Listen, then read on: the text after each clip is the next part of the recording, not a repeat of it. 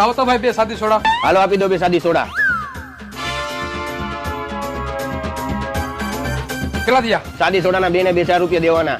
હું આપી દઉં ભાઈ. હું આપી દઉં ભાઈ. અરે આપું હું ભાઈ. લાવો તો ભાઈ 2 અડધી ચા.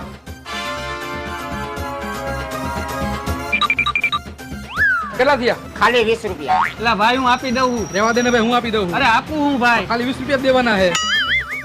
લાવો તો ખાતી 135 ફાકી. હાલે ભાઈ, કેટલા દેવાના? 22 રૂપિયા. એટલે ભાઈ હું આપું હું. તું રે ને ભાઈ. પણ આપું હું ભાઈ હું.